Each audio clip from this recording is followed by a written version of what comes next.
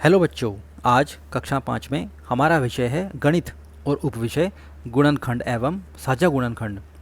तो चलिए मिलकर इन प्रश्नों को हल करते हैं। प्रश्न नंबर 1, नीचे दी गई गुणा की तालिका को पूरा करो। तो हमें यहाँ पर एक तालिका यानी टेबल दी हुई है, उसको हमें पूरा करना है।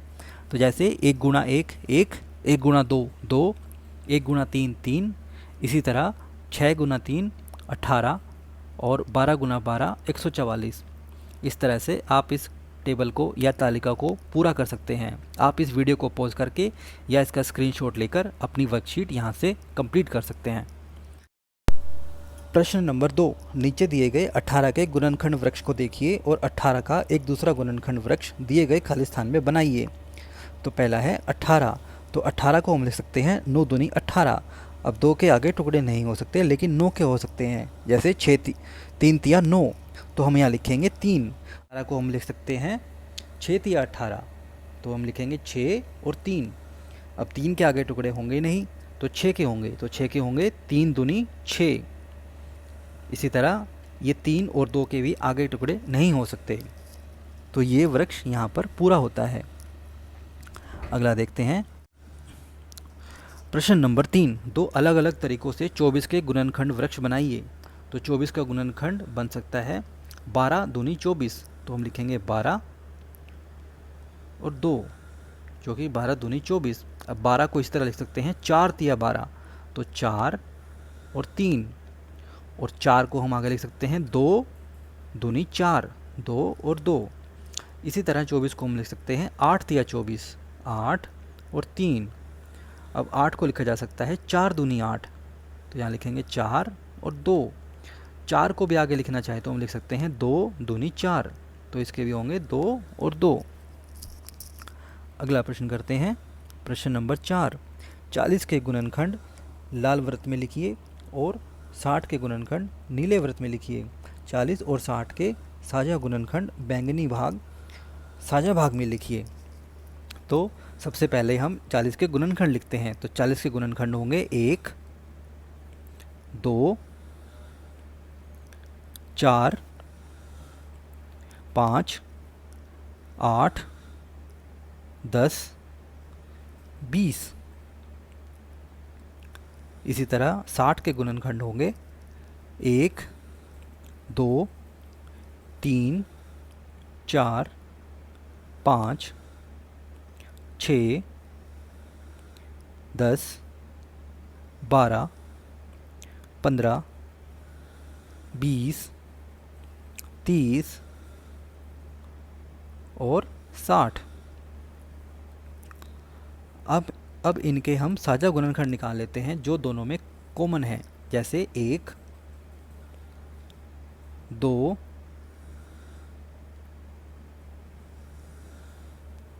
4 5 10 और 20।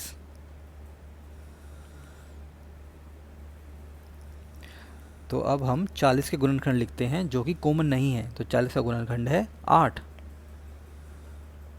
इसी तरह दूसरा लिखते हैं 60 के। तो 60 के जो बच गए वो लिखते हैं। जैसे 3 6 12 15 30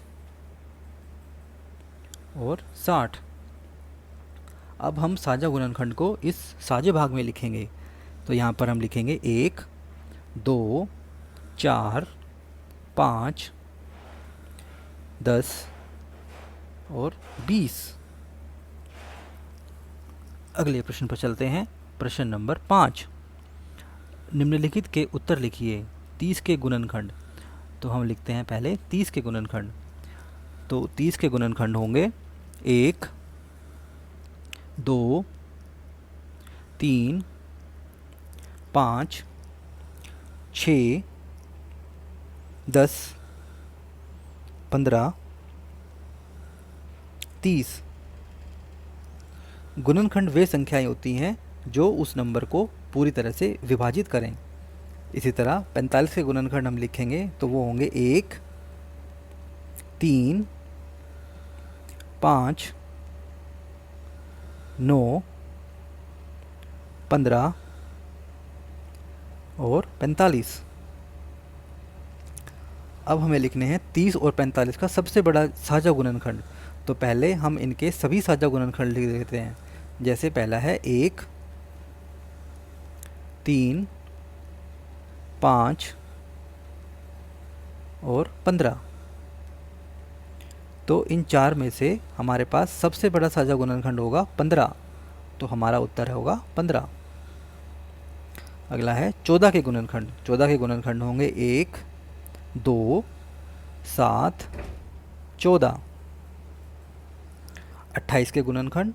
28 के होंगे 1, 2, 4, 7, 14, 28। अगला है 14 और 28 का सबसे बड़ा साझा गुणनखंड। तो पहले 14 और 28 के सभी साझा गुणनखंड लिख लेते हैं। तो ये होंगे 1, 2, 7 और 14। तो अब हमें सबसे बड़ा लिखना है। तो सबसे बड़ा होगा इनमें 14। तो इसका उत्तर होगा 14। इसी के साथ ये वर्कशीट पूरी होती है। अगर आपकी ये वीडियो अच्छी लगे तो इस वीडियो को लाइक कीजिए, इस चैनल को सब्सक्राइब कीजिए। Thank you, bye.